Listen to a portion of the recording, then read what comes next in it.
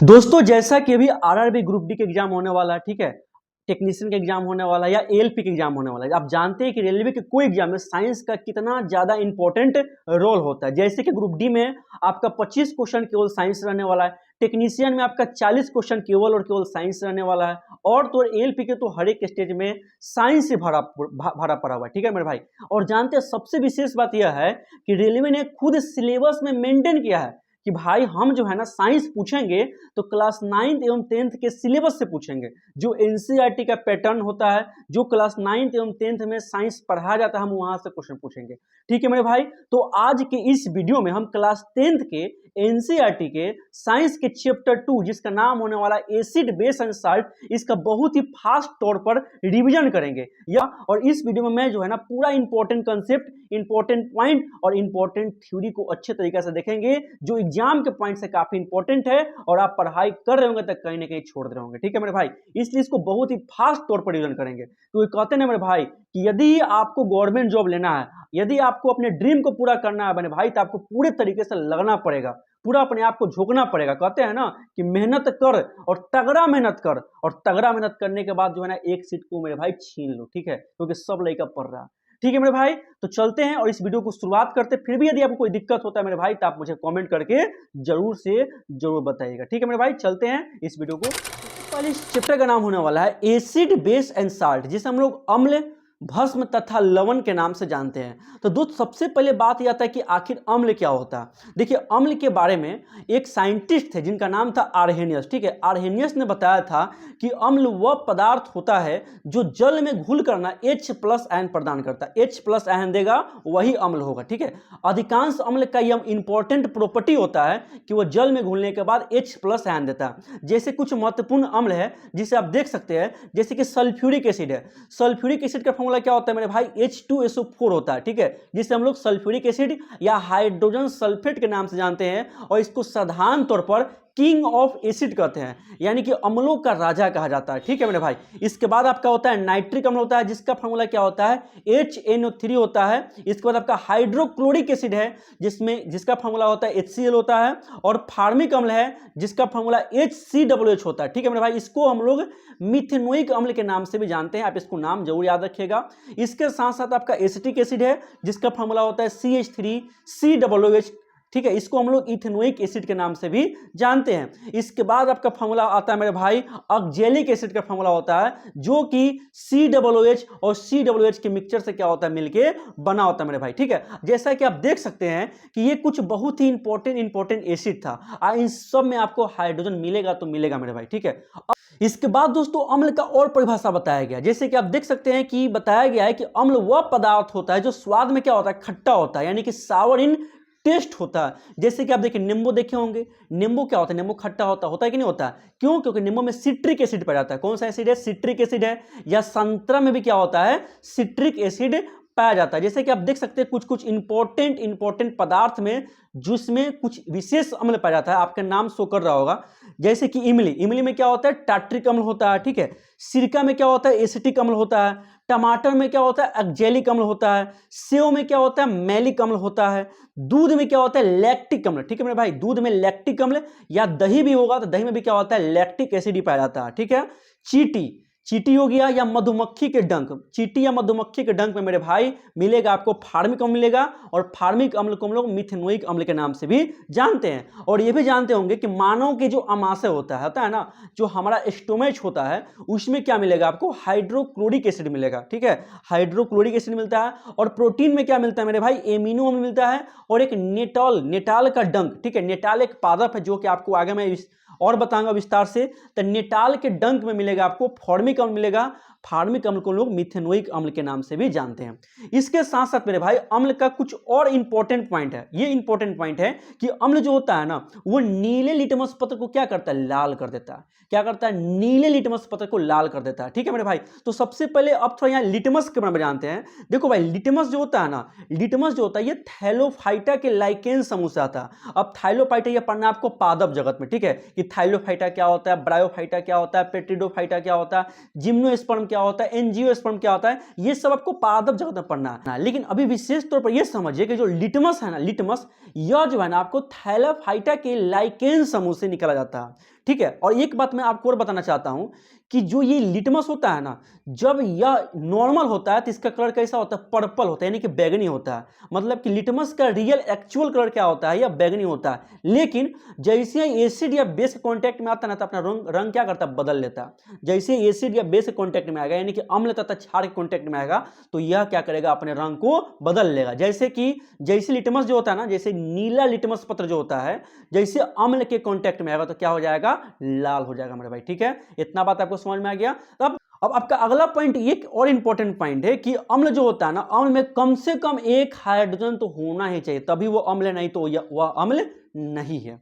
अब भाई आपको देखना है कि आखिर सूचक क्या होता है, इंडिकेटर क्या होता है। देखिए, सूचक एक ऐसा सब्सटेंस होता है ना, जो यह बताता है कि कोई पदार्थ अम्ल है कि भस्म है। भस्म को क्षार भी कहते हैं, ठीक है। मैं फिर से रिपीट करता हूं कि सूचक या इंडिकेटर एक ऐसा पदार्थ होता है जो डिसाइड करता है कि कोई पदार्थ अम्ल है कि क्षार है। जैसे कि आप देखिए, आप देखते होंगे कि जब रेलगाड़ी चलती है ना, तो जैसे उसको रेड सिग्नल मिलता है तो रेलगाड़ी रुक जाती है, और जैसे उसको ग्रीन सिग्नल मिलता है तो रेलगाड़ी चलने लगती है। तो आखिर ये सिग्नल क्या है, तो सिग्नल इंडिकेट कर रहा है ड्राइवर को कि हाँ भाई, ट्रेन तुमको लेके जाना है, कि ट्रेन आपको रोकना है ना। सेम वैसे ही सूचक जो होता है ना, यह बताता है कि कोई पदार्थ अम्ल है कि आपका बोले तो क्षार है।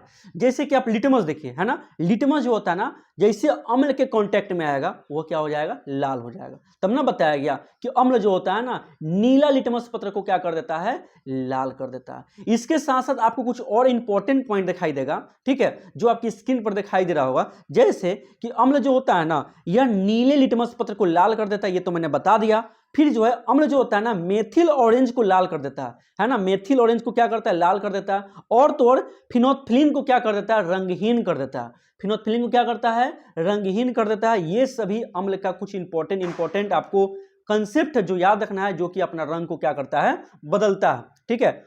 और तो ये चीज ध्यान दीजिएगा, सूचक जो होता है ना, यह प्राकृतिक भी हो सकता है और ये बोले तो आर्टिफिशियल भी हो सकता है। अब प्राकृतिक सूचक में क्या आ जाएगा, जैसे कि हल्दी हो जाएगा, जैसे कि आपका लिटमस हो जाएगा, जैसे कि आपका हाइड्रोजनिया, ठीक है, जैसे कि आपका क्या हो जाएगा, हाइड्रोजनिया हो जाएगा, जैसे कि आपका पेटूनिया हो जाएगा, जैसे कि आपका जेरानियम हो जाएगा। ये सब इंपॉर्टेंट पॉइंट है जो कि याद रखना है, आपके एनसीईआरटी के मुताबिक मैं बता रहा हूं, ठीक है मेरे भाई, क्योंकि ये सब कुछ नया नाम है जिसके बारे में आप नहीं जानते होंगे।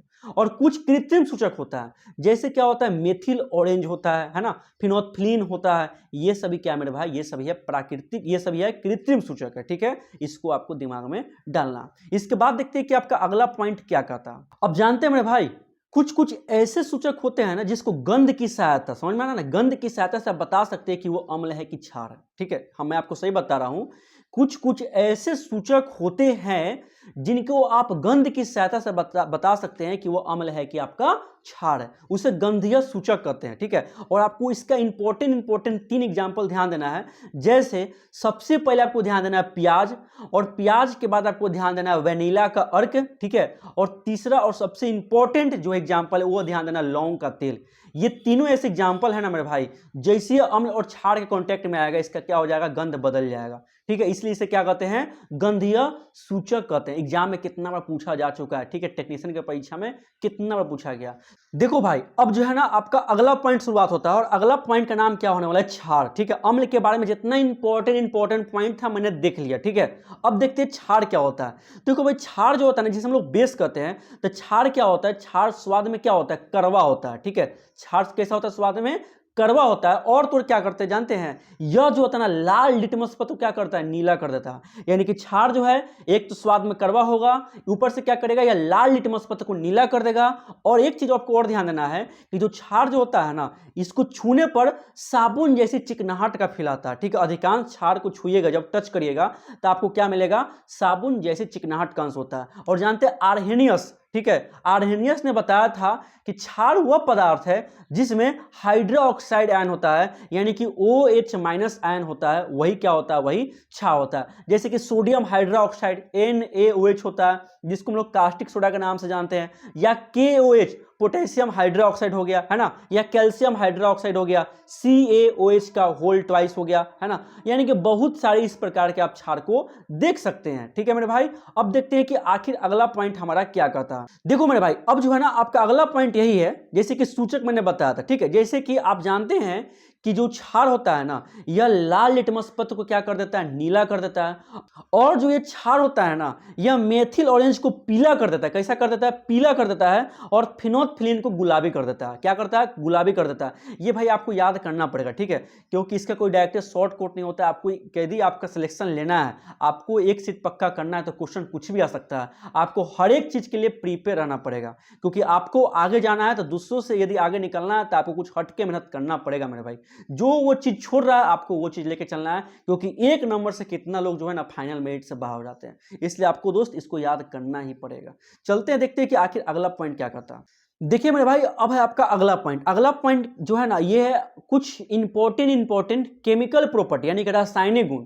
जैसे कि अम्ल जो होता है ना, वो कोई भी धातु से अभिक्रिया करेगा तो वो हाइड्रोजन गैस मुक्त करता है। जैसा कि आप देख सकते हैं, आपको बताया गया होगा, स्क्रीन पर दिखाई दे रहा होगा कि कोई भी जो अम्ल होता है ना, वह जब भी धातु के साथ रिएक्ट करता है तो हमेशा लवण बनाएगा और हाइड्रोजन गैस को मुक्त करता है। जैसे एग्जाम्पल देखिए, H2SO4 जो कि एक अम्ल है और जिंक का एक धातु है, जब इसके साथ रिएक्ट करता है तो जिंक सल्फेट बनाता है और प्लस क्या करता है, हाइड्रोजन गैस को क्या करता है, मुक्त करता है। इसके बाद एक और एग्जाम्पल आपको दिखाई दे रहा होगा, 2HCl है प्लस C यानी कि कैल्शियम है, जैसे रिएक्ट कर रहा है क्या बना रहा है, कैल्शियम क्लोराइड CaCl2 और प्लस क्या कर रहा है मेरे भाई, हाइड्रोजन गैस को क्या कर रहा है, मुक्त कर रहा है। ठीक है, ये कुछ अम्ल का बहुत इंपॉर्टेंट पॉइंट है, जो कि आपका फर्स्ट इंपॉर्टेंट केमिकल इसका प्रॉपर्टी है, यानी गुण है। ठीक है मेरे भाई, अब देखिए कुछ अलग देखते हैं, इसका अलग केमिकल रूप क्या होता है। तो आपको फिर स्क्रीन पर दिखाई दे रहा होगा कि जो अम्ल होता है ना, यह धातु के कार्बोनेट, अब कार्बोनेट करने का मतलब क्या होता है, किसी में CO3 लगा देंगे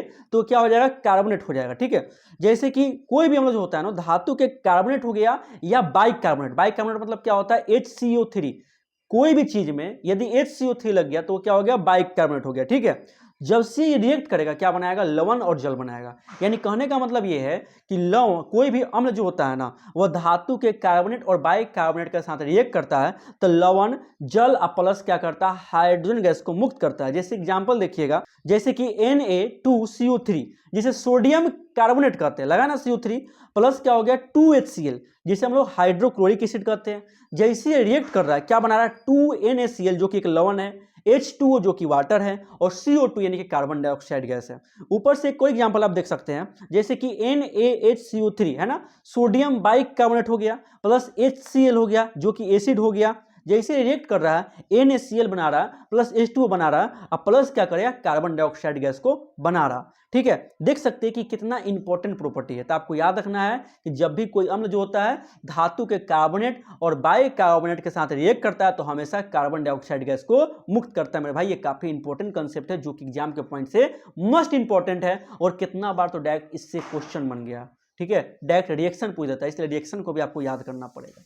चलते हैं और देखते हैं कि आखिर आपका अगला पॉइंट क्या कहता है। अब दोस्तों आपको मिलता है क्या कि कोई भी जो अम्ल होता है ना, कोई भी अम्ल जो होता है वो क्षारक के साथ रिएक्ट करता है। क्षार समझ में आता है ना, जब कोई भी अम्ल क्षार के साथ रिएक्ट करता है तो लवण और जल का निर्माण करता है। इस रिएक्शन को उदासीनीकरण अभिक्रिया कहते हैं, जो कि काफी ज्यादा इंपॉर्टेंट है। न्यूट्रलाइजेशन रिएक्शन या उदासीनीकरण अभिक्रिया मोस्ट इंपॉर्टेंट होता है। जैसे कि आप एग्जाम्पल देख सकते हैं, NaOH जो कि सोडियम हाइड्रोक्साइड है।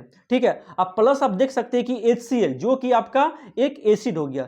जैसे दोनों रिएक्ट कर रहा है क्या बना रहा है, NaCl बना रहा है, अब प्लस क्या बना रहा है, H2O बना रहा है, जो कि काफी ज्यादा इंपॉर्टेंट एग्जांपल है। आपको दिमाग में डालना पड़ेगा कि जैसे अम्ल किसी क्षार के साथ रिएक्ट करता है तो लवण बनाता है, अब प्लस क्या बनाता है, जल का निर्माण करता है। ठीक है, चलिए कोई एग्जाम्पल देखते हैं। जैसे कि आपको दिखाई दे रहा होगा KOH जिसे हम लोग पोटेशियम हाइड्रोक्साइड कहते हैं, और प्लस H2SO4 जिसे हम लोग हाइड्रोजन सल्फेट कहते हैं या सल्फ्यूरिक एसिड कहते हैं। जैसे दोनों में रिएक्ट हो रहा है क्या बन रहा है, K2SO4 यानी कि पोटेशियम सल्फेट बन रहा है, और प्लस क्या बना है मेरे भाई, H2O का निर्माण हो रहा है, यानी कि जल का निर्माण हो रहा है। इसको उदासीनीकरण अभिक्रिया के नाम से जानते हैं। ठीक है मेरे भाई, अब देखते हैं और इंपॉर्टेंट अगला कंसेप्ट क्या कहता है। ठीक है, एनसीईआरटी का समय पॉइंट बताओ। ठीक है, इग्नोर इसे बिल्कुल ही मत करिएगा मेरे भाई।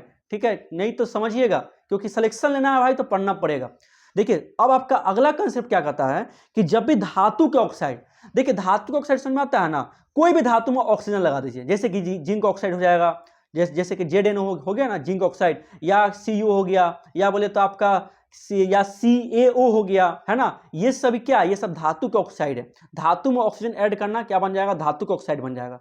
जब भी धातु का ऑक्साइड जो होता है ना, जब भी यह अम्ल के साथ अभिक्रिया करता है तो क्या बनाता है, यह भी लवण और जल बनाएगा। क्या बनाएगा, लवण और जल बनाएगा। जैसे कि एग्जांपल देख सकते हैं CuO, है ना, कॉपर ऑक्साइड हो गया। जैसे ही अम्ल के साथ रिएक्ट किया, रिएक्ट करने का मतलब क्या है, HCl के साथ रिएक्ट किया तो क्या बना रहा है, CuCl2 यानी कि कॉपर क्लोराइड बना रहा है, और प्लस क्या बना रहा है, H2O का निर्माण कर रहा है। ठीक है, अब चीज एक भाई यहां ध्यान दीजिएगा कि जो कॉपर 2 क्लोराइड है, ठीक है, अब कॉपर 2 क्यों लगा, क्योंकि 2 इसका ऑक्सीडेशन स्टेट है, ये आपको भी समझ में नहीं आएगा। तो बस ये समझिए कि कॉपर 2 क्लोराइड जो है ना, इसका जो कलर होता है ना, नील हरित होता है। कैसा होता है, नील हरित होता है। और ये एनसीईआरटी का काफी इंपॉर्टेंट एग्जांपल बता रहा हूं। ठीक है, यदि आपके पास एनसीईआरटी होगा तो आप उसको जरूर टिक आउट कर लीजिएगा, क्योंकि ये हमारे शिफ्ट में क्वेश्चन पूछा गया था कि कॉपर 2 क्लोराइड का कलर कैसा होता है, तो नील हरित होता है। ठीक है, चलिए देखते हैं कि अगला कंसेप्ट क्या कहता है। अब जानते हैं मेरे भाई, एक चीज और ध्यान दीजिएगा कि जो धातु का ऑक्साइड होता है ना, कोई भी धातु का ऑक्साइड यह क्षारीय होगा। ठीक है, और कोई भी अधातु का ऑक्साइड जो होता है ना, यह अम्लीय होता है। ये दोनों आपको याद रखना है कि धातु का ऑक्साइड क्षारीय होता है और अधातु का ऑक्साइड कैसा होता है, तो यह अम्लीय होता है। आपको इस गुण को ध्यान देना पड़ेगा। जैसे कि देखिए, एक चीज मैं आपको और बताना चाहता हूं। जैसे कि अम्ल जो होता है ना, विद्युत का सुचालक होता है, यानी कि अम्ल से इलेक्ट्रिक करंट का फ्लो हो सकता है। अब ये कैसे, जैसे सपोज करिए आपने HCl लिया, हाइड्रोक्लोरिक एसिड लिया, और आपने इसको जैसे वाटर में डालेंगे तो HCl क्या होगा, आयनों में टूट जाएगा। एक बनेगा H+ और दूसरा बनेगा Cl- बनेगा। बात समझ में आ रहा है कि नहीं आ रहा, यानी कि H+ और Cl- बना, यानी कि एक हो गया पॉजिटिव चार्ज, एक हो गया नेगेटिव चार्ज, तो डायरेक्ट करंट फ्लो होबे करेगा। एकदम निश्चित तौर पर पॉइंट है। और एक चीज और ध्यान दीजिएगा, जो यहां पे H+ निकला है ना, जो यहां पे H+ निकला है, यह तुरंत क्या करेगा, H2O के साथ रिएक्ट करेगा, और जैसे तुरंत वाटर के साथ रिएक्ट करेगा तब बनाएगा H3O+ आयन, जिसे हाइड्रोनियम आयन कहते हैं। ये काफी इंपॉर्टेंट पॉइंट है, ध्यान दीजिएगा। यानी कि कोई भी अम्ल में H+ आयन होता है, जैसे इसको जल में डालते हैं, यह बना लेता है हाइड्रोनियम आयन, यानी कि H3O+ बना लेता है तुरंत। ठीक है मेरे भाई, इसको काफी इंपॉर्टेंट है, ध्यान दीजिएगा। आइए, तो मैंने पहले बताया कि अम्ल में क्या होता है, आपका H+ रहबे करेगा। बिना हाइड्रोजन के कोई अम्ल हो ही नहीं सकता है, चाहे वो सल्फ्यूरिक एसिड हो, चाहे आपका नाइट्रिक एसिड हो, चाहे आपका फास्फोरिक एसिड हो, चाहे आपका एसिटिक एसिड हो, चाहे आपका फार्मिक एसिड हो, कोई भी एसिड हो, बिना हाइड्रोजन के आपका कोई भी एसिड नहीं हो सकता मेरे भाई, इसको ध्यान दीजिएगा। ठीक है, अब चलते हैं अगला पॉइंट देखते हैं। अब यहां पे एक पॉइंट मैं आपको और बताना चाहता हूं, कोई भी कार्बनिक यौगिक जैसे कि ग्लूकोज हो गया, जैसे कि आपका देख सकते हैं चीनी हो गया, जैसे कि आपका इथेनॉल हो गया, इन सब में हाइड्रोजन है, फिर भी जो है ना, यह विद्युत का सुचालक नहीं होता मेरे भाई, क्योंकि ये कार्बनिक यौगिक है, ये काफी कॉम्प्लेक्स कंपाउंड होता है। ठीक है मेरे भाई, इसलिए यहां पे क्या होगा, विद्युत का सुचालक नहीं होगा, यह आयन के तौर पर नहीं टूट पाता। लेकिन अम्ल जो होता है, जो कि अकार्बनिक अम्ल होता है, जैसे सल्फ्यूरिक एसिड हो गया, नाइट्रिक एसिड हो गया, ये सभी क्या होते हैं, ये सभी में बिजली का प्रवाह होता है, यानी कि करंट क्या करता है, फ्लो करता है मेरे भाई। ठीक है, चलते हैं, देखते हैं कि अगला पॉइंट को फिर भी कोई दिक्कत होगा तो आप मुझे कमेंट करके जरूर बताइएगा। ठीक है, चलिए देखते हैं अगला पॉइंट क्या आता है। अब देखिए मेरे भाई, सबसे बड़ा पॉइंट अब यहां पे यह आता है, कुछ ऐसे भी बेस होते हैं, कुछ ऐसे क्षारक होते हैं जो जल में घुलकर हाइड्रोक्साइड आयन प्रदान करते हैं। देखिए, बहुत सारे क्षार जल में नहीं घुलते हैं, लेकिन कुछ क्षार है जो जल में घुल जाता है। आपको इसका एग्जांपल दिमाग में रखना पड़ेगा, जैसे कि NaOH है, सोडियम हाइड्रोक्साइड है आपका, KOH है, पोटेशियम हाइड्रोक्साइड है आपका, और MgOH का होल ट्वाइस है, मैग्नीशियम हाइड्रोक्साइड है। ये तीन ऐसे एग्जाम्पल है जो आपको दिमाग में डालना है। ये तीन ऐसे बेस हैं जो क्या करते हैं, जल में पूरी तरीके से घुल जाते हैं, जल में क्या करते हैं, घुल जाते हैं। ठीक है, और जानते हैं मेरे भाई, जो भी क्षार जल में घुल जाता है ना, उसे एल्कली कहते हैं। क्या कहते हैं, एल्कली। क्या कहते हैं उसको, एल्कली कहते हैं। जैसे कि आपको दिखाई दे रहा होगा कि सभी क्षारक जल में घुलनशील नहीं होते हैं, जल में घुलनशील क्षार को क्या कहते हैं, क्षार कहते हैं। इनको स्पर्श करने पर साबुन की तरह क्या आता है, स्वाद, साबुन की तरह फीलिंग आता है, और क्या होता है, स्वाद कैसा होता है, कड़वा होता है। ठीक है मेरे भाई, ये आपको बताना चाहता है। अब मेरे भाई, आपको एनसीईआरटी में पॉइंट बताया गया, क्या ये बता रहा है कि अम्ल जो होता है ना, एक प्रबल अम्ल भी होता है, एक दुर्बल अम्ल भी होता है। ठीक है, प्रबल अम्ल कहने का मतलब क्या होता है, जिसमें H+ आयन ज्यादा। जैसे सपोज करिए आप में से बहुत सारे एस्पिरेंट पढ़ाई कर रहे हैं, तो इसमें से कुछ ऐसा होगा जिसको मॉक टेस्ट, जब वो मॉक टेस्ट दे रहा है तो उसका नंबर काफी ज्यादा आ रहा है ना, 75 आ रहा, 80 आ रहा, तो उसका नंबर ज्यादा आ रहा है। और एक ऐसा बंदा है जो कि मॉक टेस्ट लगा रहा है ना, तो उसको 35 नंबर, 40 नंबर, 45 नंबर आ रहा है कि नहीं आ रहा, तो वो कमजोर बंदा है। तो जिसका नंबर ज्यादा आ रहा है वो प्रबल आदमी है एग्जाम के पॉइंट से, और जिसका नंबर कम आ रहा है वो दुर्बल आदमी है एग्जाम के पॉइंट से। तो यह अम्ल के पॉइंट से मैं आपको बता रहा हूं कि जिसमें जितना ज्यादा H+ आयन होगा, क्योंकि H+ निर्धारण करता है अम्ल को, जितना ज्यादा H+ आयन होगा उतना ज्यादा वो ताकतवर एसिड होगा। जैसे कि सल्फ्यूरिक एसिड बहुत ज्यादा प्रबल अम्ल है, जैसे कि नाइट्रिक एसिड बहुत ज्यादा प्रबल अम्ल है, जैसे कि हाइड्रोक्लोरिक एसिड HCl बहुत ज्यादा प्रबल अम्ल है। और दुर्बल एसिड, ठीक है, जो कमजोर है, जिसमें H+ आयन बहुत ही कम है, H+ आयन क्या बहुत ज्यादा कम है, जैसे कि आपका एसिटिक एसिड CH3COOH हो गया, जैसे कि आपका फार्मिक एसिड HCOOH हो गया, ये क्या दुर्बल अम्ल है। ठीक है मेरे भाई, तो एनसीईआरटी कहना चाहता है कि कुछ ऐसे प्रबल अम्ल होते हैं जो कि बहुत ज्यादा उष्माक्षेपी होते हैं। उष्माक्षेपी करने का मतलब क्या होता है, जो उष्मा का त्याग करते हैं। जैसे सपोज करिए आपने क्या किया, पानी लिए, जैसे कि आप सपोज करिए कि आपने लिया अम्ल और अम्ल में डाल दिया पानी, जैसे अम्ल में पानी डालेंगे वो बहुत ज्यादा तरीके से क्या होगा, एक्टिव होगा, बहुत तुरंत रिएक्शन करेगा, और रिएक्शन के बाद क्या होगा, हो सकता है कि आपका हाथ जल जाए, पैर जल जाए, हो सकता है कि जिस कंटेनर में आप ये प्रयोग करें वो कंटेनर गल जाए, ऐसा हो सकता है। क्यों? क्योंकि बहुत ज्यादा प्रबल अम्ल है, ज्यादा H+ आयन है, तुरंत हाइड्रोनियम आयन बनाएगा, बहुत ज्यादा डेंजर हो सकता है। इसके लिए बताया जा रहा है कि कभी भी ध्यान दीजिएगा, मैं बता रहा हूं, कभी भी हमेशा अम्ल में, अम्ल को जानते हैं ना, अम्ल को पानी में डालना है, क्या करना, अम्ल को धीरे धीरे क्या करना, पानी में डालना, अम्ल को पानी में डालना, ठीक है, न कि पानी को अम्ल में डालना। पानी को अम्ल में डालेंगे तो प्रॉब्लम हो जाएगा। हमेशा अम्ल को धीरे धीरे बूंद बूंद क्या करना है, आपको क्या करना है, पानी में डालना है। क्यों? क्योंकि बहुत सारे अम्ल क्या होते हैं, बहुत ज्यादा उष्माक्षेपी होते हैं। ठीक है मेरे भाई, चलते हैं और देखते हैं कि आखिर आपका अगला पॉइंट क्या कहता है। देखिए मेरे भाई, अब जो है ना आपका एनसीईआरटी का एक पॉइंट बताता है। वो पॉइंट क्या है, यह बता रहा है कि जब भी जल में क्या करेंगे, अम्ल या क्षार को मिलाते हैं ना मेरे भाई, तो उसके आयन की सांद्रता बोले तो H3O+, जो कि हाइड्रोनियम आयन है, किस में होता है, अम्ल में होता है, और OH- आयन यह किस में होता है, क्षार में होता है।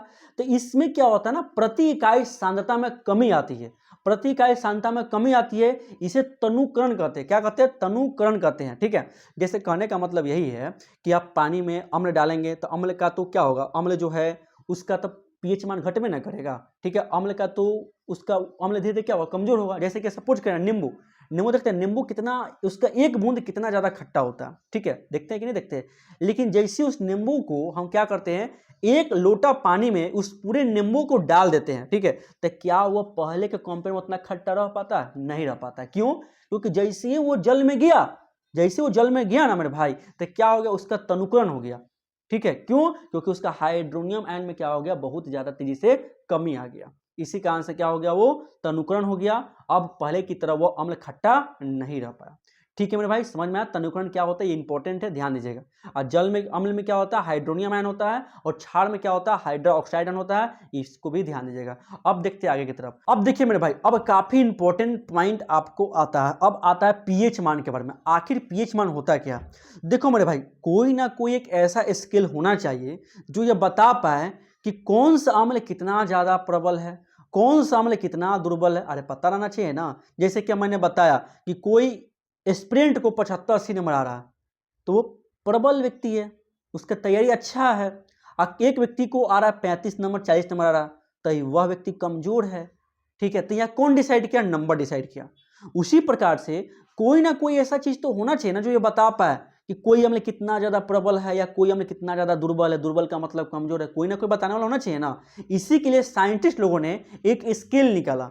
इस स्केल को कहते हैं पीएच स्केल। क्या कहते हैं, पीएच स्केल कहते हैं। ठीक है, आप लोग इसे पीएच मान के नाम से भी जानते होंगे। ठीक है, तो सबसे पहला पॉइंट ये आता है कि पीएच मान का जो इन्वेंशन था ना, सोरेनसन नामक एक वैज्ञानिक ने किया था। कब किया था? 1909 ईस्वी में किया था। ध्यान दीजिए मेरी बात को, 1909 ईस्वी में पीएच मान का खोज सोरेनसन नामक वैज्ञानिक ने किया था। अब जानते हैं पीएच का मतलब क्या होता है। पी का मतलब होता है पोटेंज, और एच का मतलब होता है हाइड्रोजन। ठीक है, तो इसको हम सिंपल तरह बोलते हैं पोटेंज ऑफ हाइड्रोजन, यानी कि हाइड्रोजन की शक्ति, H+ आयन की शक्ति। जितना ज्यादा H+ आयन होगा वो उतना ज्यादा प्रबल अम्ल होगा, और जितना H+ आयन कम होगा वो उतना ही क्या होगा, दुर्बल अम्ल होगा। आप जानते हैं पीएच स्केल में जो होता है ना, इसकी जो माप होती है 0 से लेकर के 14 के बीच में होता है। ठीक है, 0 से लेकर के 14 के बीच में इस स्केल की माप होती है। अब ध्यान दीजिएगा, अब यहाँ पे कुछ इंपॉर्टेंट पॉइंट होता है। यदि ध्यान सुनिएगा, मैं बता रहा हूँ, यदि कोई भी पॉइंट अम्ल है, यदि वो अम्ल रहेगा ना, तो उसका पीएच मान हमेशा क्या होगा, 7 से कम होगा। क्या होगा, 7 से कम होगा, यानी कि 0 से 6 के बीच में होगा। और यदि कोई क्षार होगा ना, तो उसका पीएच मान क्या होगा, 7 से ज्यादा होगा, यानी कि 8 से 14 के बीच में होगा। समझ में आ रहा है कि नहीं आ रहा, क्योंकि 7 से ज्यादा हो गया। और यदि उसका पीएच मान डायरेक्ट 60 है, एक्यूरेट 7 है, तो वह क्या होगा, आपका उदासीन होगा। क्या होगा, उदासीन होगा। ठीक है, अब देखिए एक पॉइंट मैं आपको और यहां समझाना चाहता हूं। ठीक है, जानते हैं, वैसे सपोज करिए जो पीएच मान होता है 0 से 14 तक इसका माप होता है, लेकिन एक चीज ध्यान दीजिएगा। ठीक है, यदि पीएच मान जितना ज्यादा कम होगा, ध्यान दीजिएगा मेरे भाई, पीएच मान जितना ज्यादा कम होगा वह उतना ज्यादा शक्तिशाली एसिड है। ठीक है, मैंने क्या बताया, ध्यान दे रहे हैं ना, पीएच मान जितना कम होगा उतना शक्तिशाली एसिड। जैसे सपोज करिए एक का पीएच मान 1 और एक का पीएच मान 4। ठीक है, एक का पीएच मान 1 और एक का पीएच मान 4, कौन ज्यादा शक्तिशाली एसिड है? तो आप बोलिएगा 4, नहीं 4 नहीं होगा, पीएच मान 1 होगा।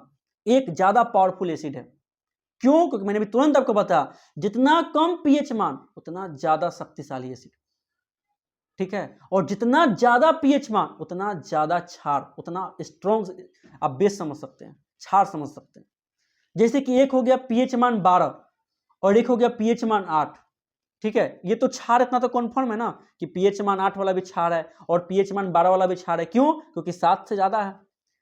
अब आप मुझे ये बताइए कि पीएच मान 8 वाला ज्यादा प्रबल क्षार है कि पीएच मान 12 वाला ज्यादा प्रबल क्षार है?